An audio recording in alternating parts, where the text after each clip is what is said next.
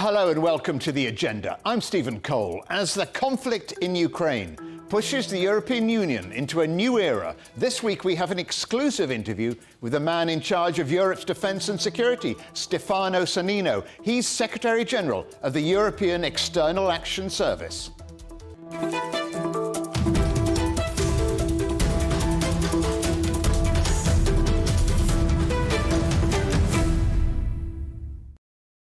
As the conflict in Ukraine continues, there's rarely been a more important time for diplomacy in Europe. Foreign relations, security and defence have never been so high on the European Union's agenda. All these issues come within the remit of the European External Action Service. Joining me now from Brussels is its Secretary General, Stefano Sannino.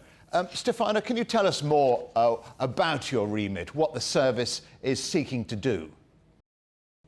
Well, the External Action Service is a combination of a foreign ministry, defense ministry, and an intelligence agency. So we are bringing together all the different streams of activity concerning, let's say, the external and security dimension. And me, as Secretary General of this structure, am the one that is trying to give a political steer and the administrative steer to these processes. It sounds to me as though it's a European Union foreign ministry by a different name. Well, I mean, in a way it is.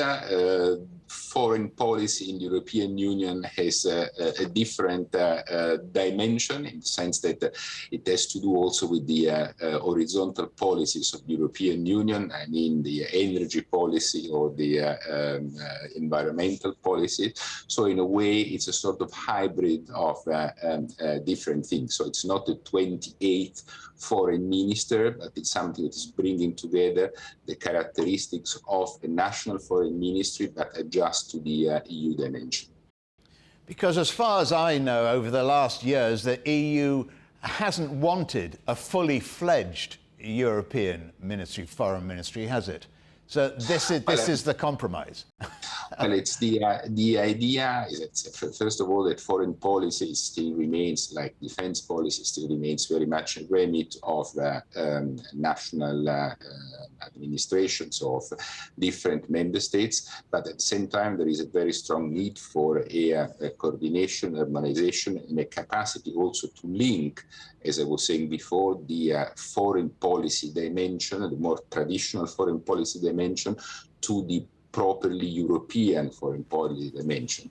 If you look at national administration, it's difficult to find in foreign ministries expertise dealing with policies, again, like energy or environment or digital or agriculture. And that's what we are trying to bring together here. So to add a new dimension, a new angle that you do not have at national level, and at the same time harmonizing and coordinating the position with 27. That sounds a great deal of diplomacy involved there. Definitely, yes. A lot of work. I bet. And of course, the new dimension is Ukraine. That must be top of your agenda. How would you describe how the European Union has reacted to the conflict there? Indeed, it is on the top of our agenda since a few months by now, I would say even before the start of the crisis, because I mean, we were seeing it coming and we were trying to get ready for what was in front of us. The reaction of the European Union has been very, I would say, very strong and very united, in the sense that all the member states, and I remember very vividly an European Council soon after the start of the aggression, the Russian aggression in Ukraine, with a very solid sense of unity, all the member states that were willing to move together to give a clear response to what was happening in Ukraine. And we have articulated our strategy around 3 pillars, which was essentially how to continue to support Ukraine, how to isolate Russia diplomatically, and how to sanction Russia for the actions that they were taking. You mentioned sanctions. Sanctions don't seem to have gone far enough. Russia is about to announce a massive trade surplus, and it's still earning billions from Europe through energy and from the rest of the world as well? I think that I would say you have to look at sanctions, first of all, in the short term for the impact that they have, also for the political significance that they have, because they are stating a clear sense of negative reaction to the initiatives taken by Russia, but you have to see them also over the medium and longer term, and which is the impact that they may have on the functionality of the economic system. And that's true, for example, also when it comes to energy, which is certainly one very difficult area to agree upon among member states. But the decision that has been taken, it will be taken to decouple Europe from the dependency, from the Russian dependency in terms of energy, it's something that has long-term consequences. So I think that we need to look at the short term, but also to the medium and longer term impact of these sanctions. You're talking sort of the short term, the long term effectiveness and damage of those sanctions. People are also in Europe very worried, especially in Brussels, about the effect of sanctions on the EU economy, Germany in particular. How have you managed to persuade Germany to bring in more sanctions and perhaps cut Europe away from reliance on Russian gas and oil? Well, one of the main points that we have always maintained is that sanctions have to hurt Russia more than they have to hurt the European Union. So we have tried to calibrate these sanctions in a way which was having an impact on the Russian economy without at the same time creating excessive problems to our economy. Let's be clear that we are all paying a price for this. There is no doubt about that. And it is true that it is particularly visible in certain countries of the European Union, which have more intense economic links with Russia. But I wouldn't like to single out any specific country from that point of view, and certainly not Germany from that perspective.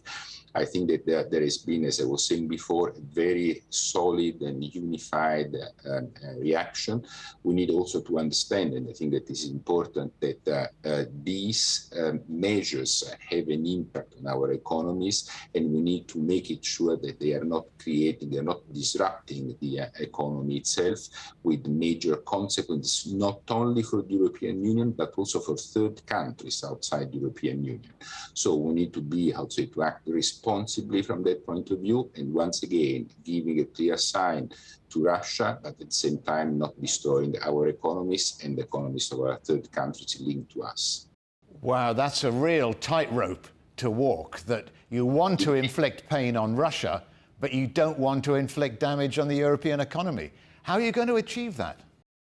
Well, as you said, I mean, it's a thin line, and we need to walk along this thin line. That's the scope of the exercise.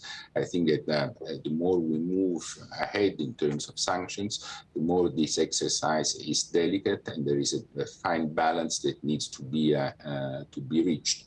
But I think that we are moving in this direction.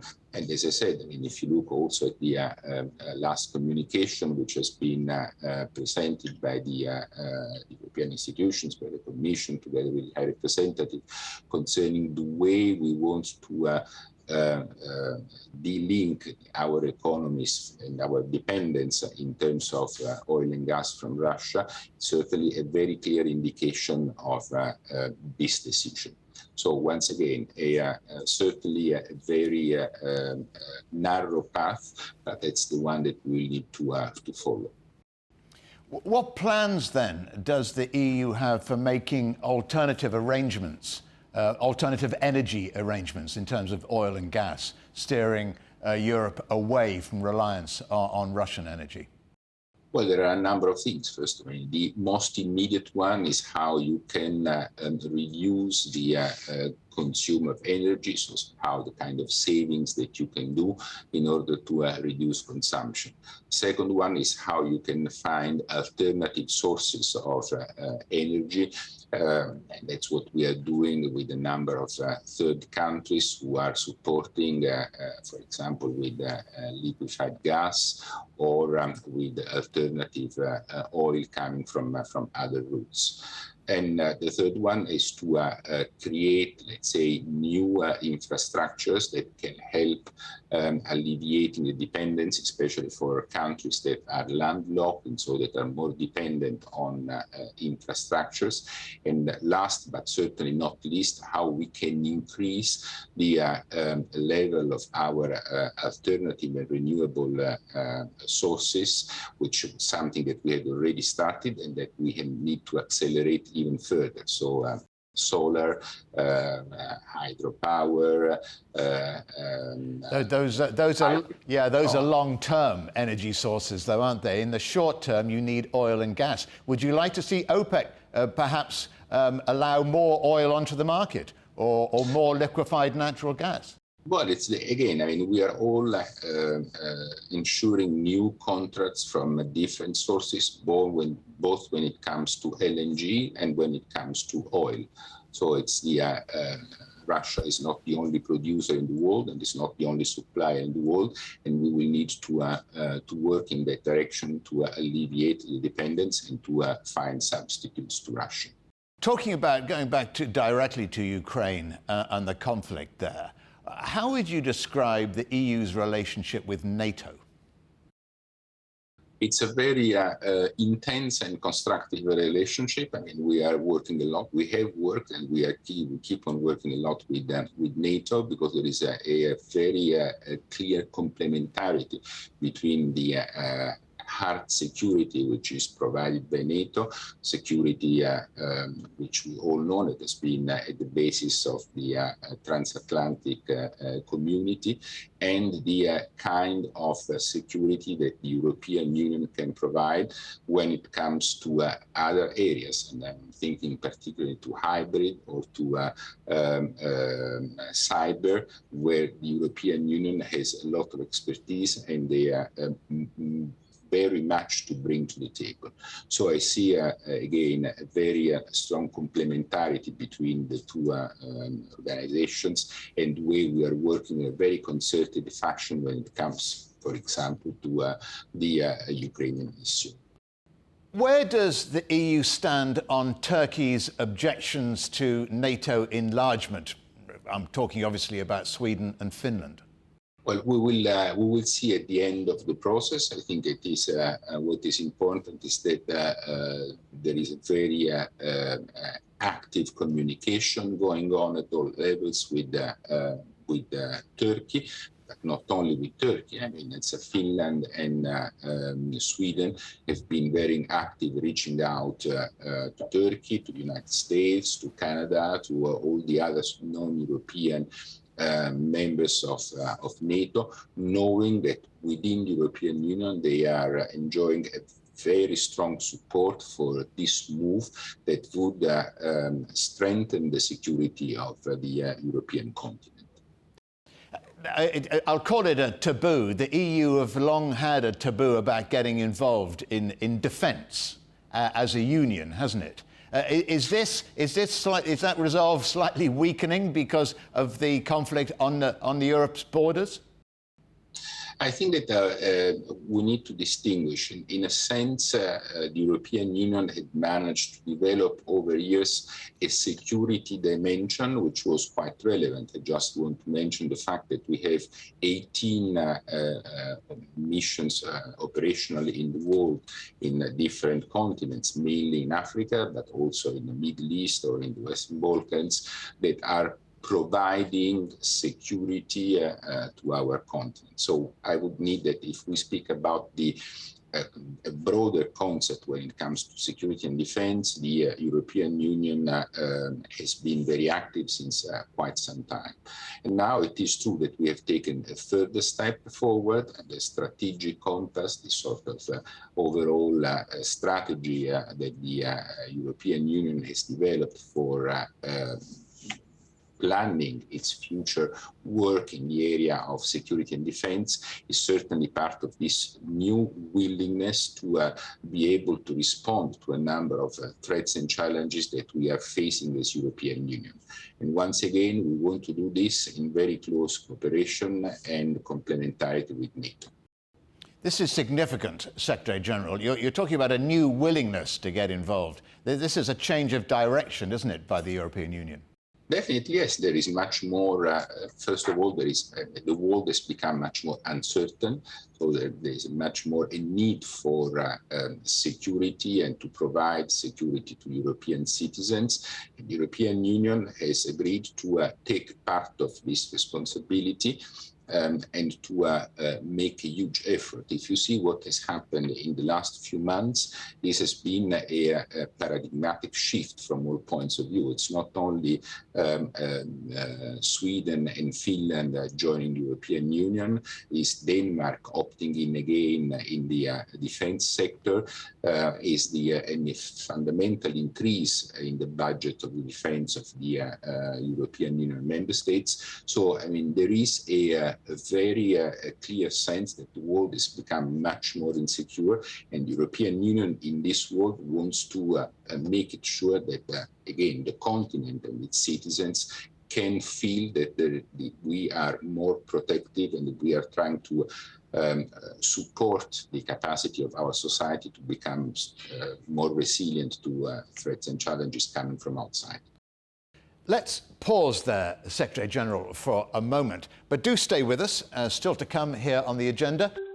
We'll be looking beyond Europe's borders to consider future relations with China and the US.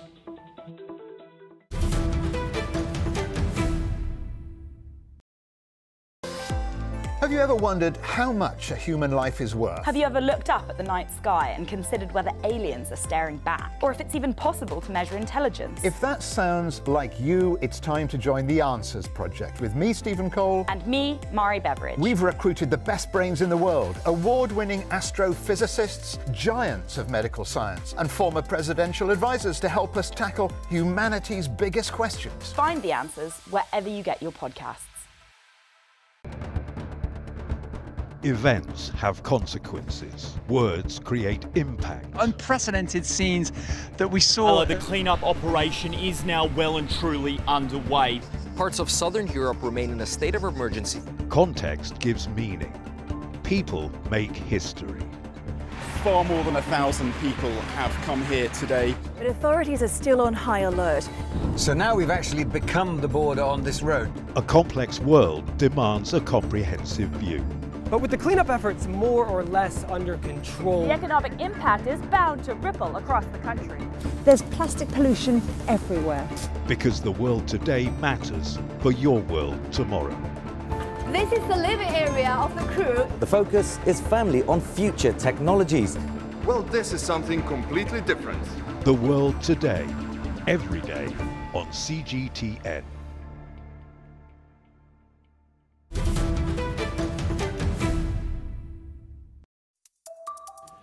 Welcome back to the agenda.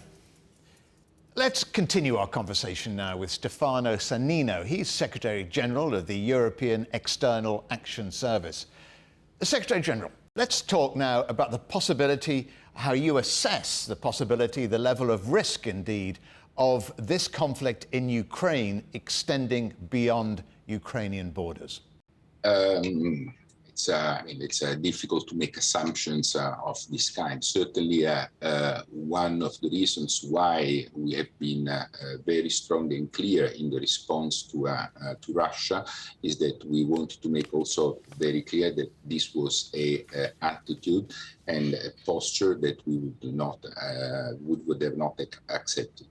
And therefore, I think that this kind of preoccupation is also guiding us in the future action that we want to take.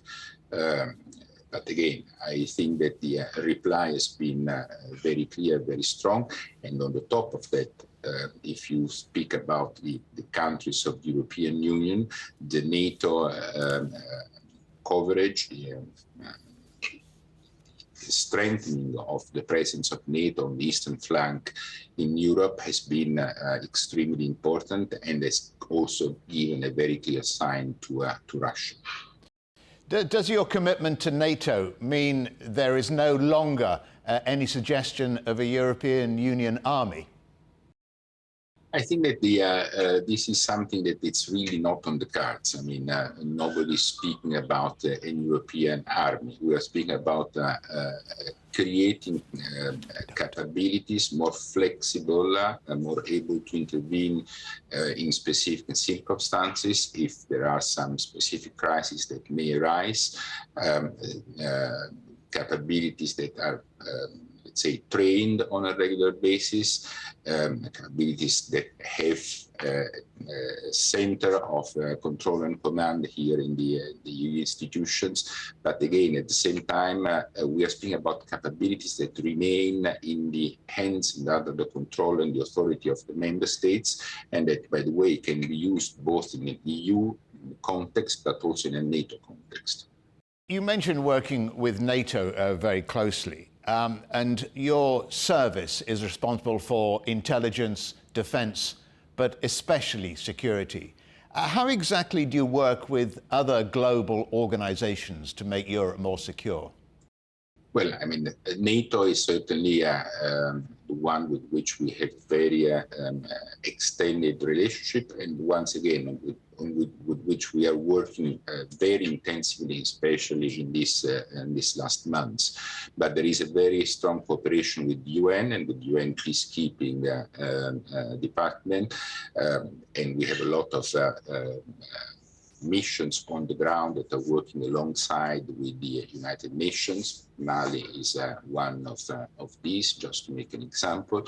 But we are working also very closely with the African Union or with ASEAN, because we want to make sure that these partnerships are strong and solid and can create a common basis to face common challenges and threats.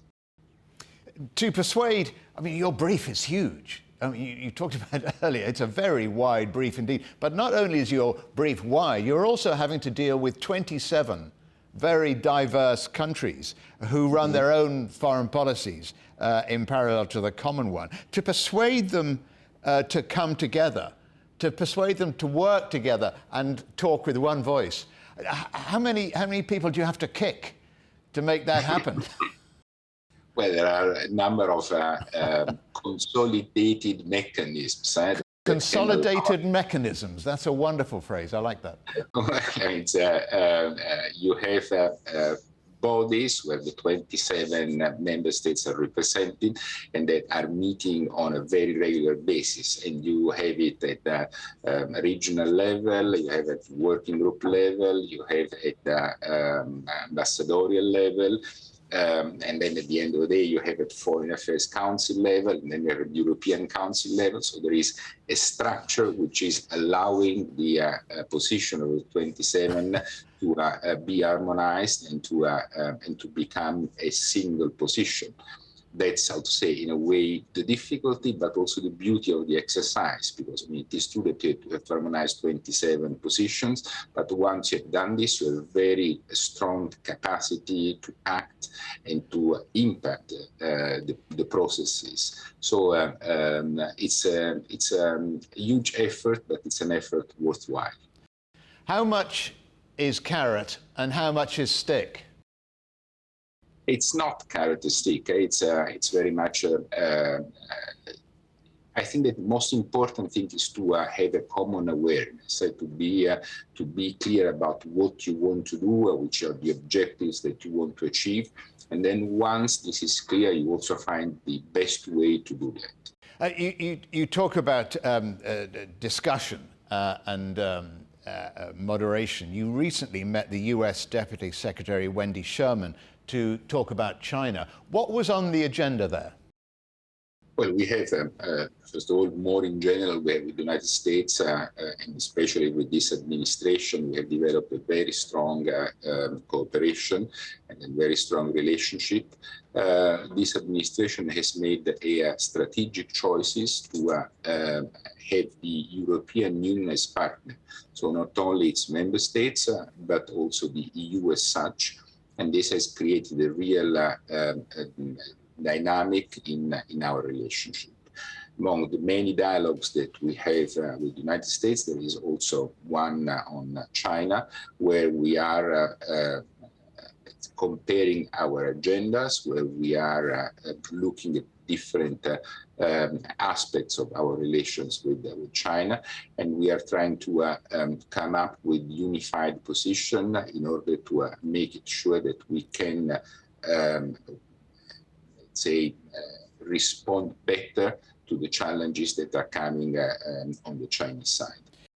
Is it a vital relationship, Europe and China? I'm thinking vital in terms of geopolitics.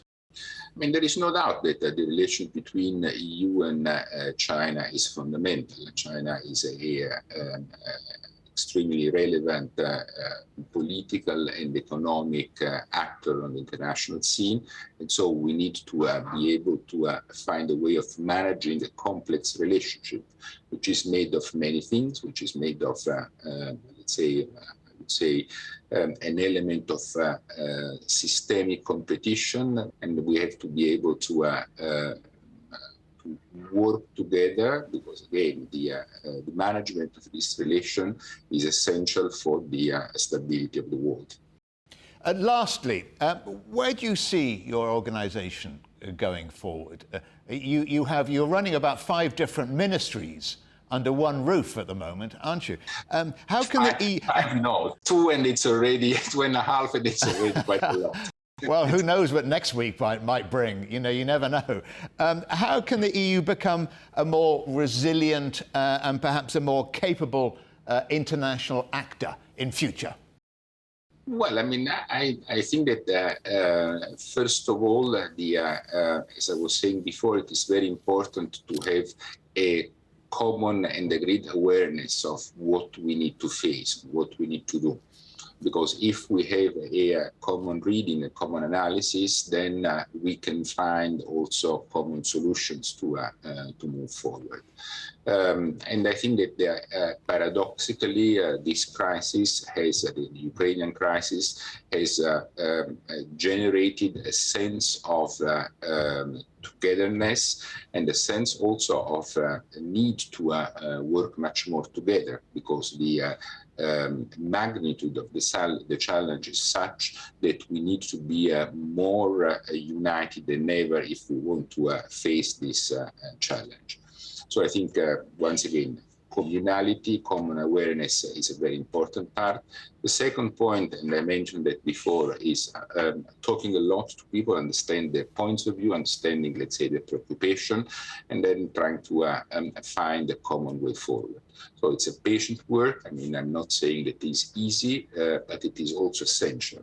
And as we have seen, including in this last crisis, when the European Union has acted united, has been able to have a very strong impact on the international scene. So that's where I see the future of the foreign policy, the security policy of the EU. And in this, I see an external action service, which is very much at the center of the system, working strongly with the Council and the Member States on one hand, and the Commission on the other, being able to, let's say, to forge an agenda, which is an agenda for the European Union, and at the end of the day, for the European citizens, for the security and the stability of our continent. Secretary General Stefano Sannino, many thanks to you for joining us on the agenda. Thank you very much. Thanks to you.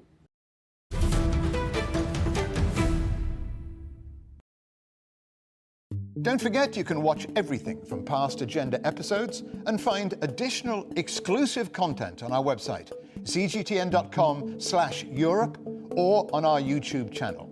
And of course, you can follow us on Twitter, Facebook, Instagram, @CGTN Europe.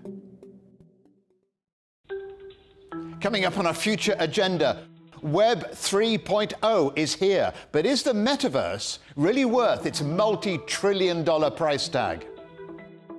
But for now, from me, Stephen Cole, and all the Agenda team here in London, it's goodbye.